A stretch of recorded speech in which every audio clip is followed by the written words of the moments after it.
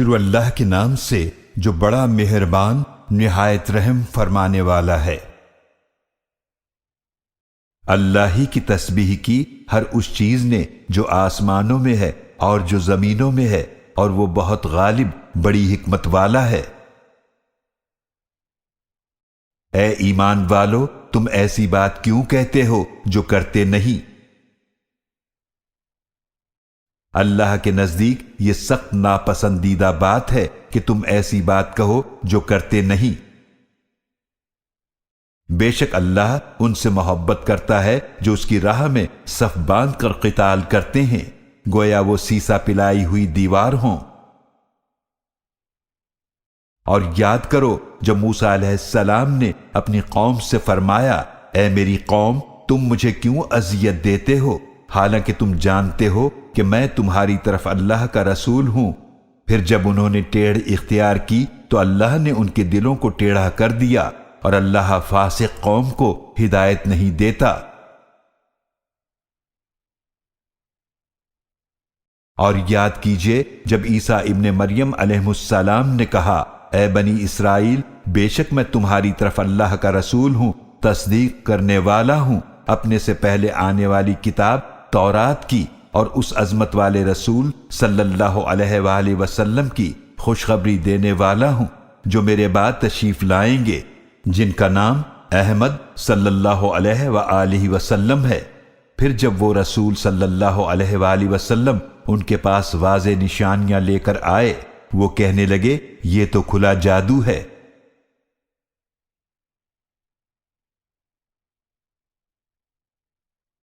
اور اس شخص سے بڑا ظالم کون ہوگا جو اللہ پر جھوٹ باندھے حالانکہ اسے اسلام کی طرف بلایا جا رہا ہو، اور اللہ ایسی ظالم قوم کو ہدایت نہیں دیتا۔ وہ چاہتے ہیں کہ اللہ کے نور کو اپنے منہ کی پھونکوں سے بجھا دیں، اور اللہ اپنے نور کو پورا فرما کر رہے گا، خواہ کافروں کو کتنا ہی ناگوار ہو۔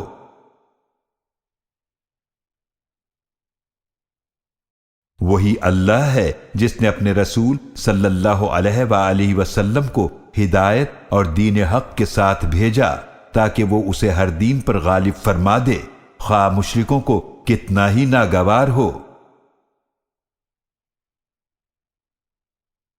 اے ایمان والو، کیا میں ایسی تجارت کی طرف تمہاری رہنمائی کروں جو تمہیں دردناک عذاب سے بچا لے؟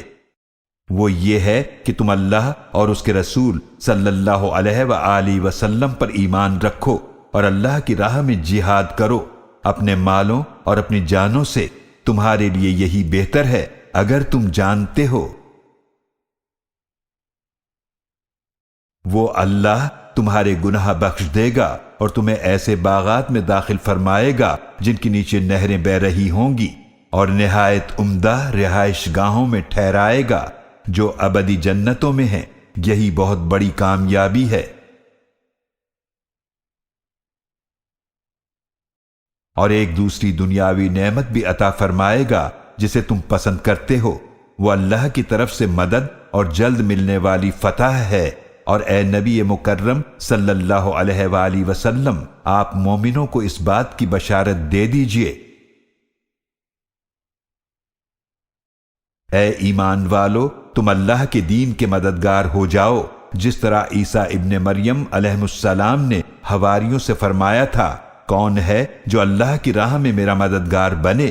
حواریوں نے کہا، ہم ہیں اللہ کے دین کے مددگار۔ تو بنی اسرائیل کا ایک گروہ ایمان لے آیا اور ایک گروہ نے کفر اختیار کیا، چنانچہ جو لوگ ایمان لائے تھے ہم نے ان کے دشمنوں کے مقابلے میں ان کی مدد کی تو وہ غالب ہو گئے۔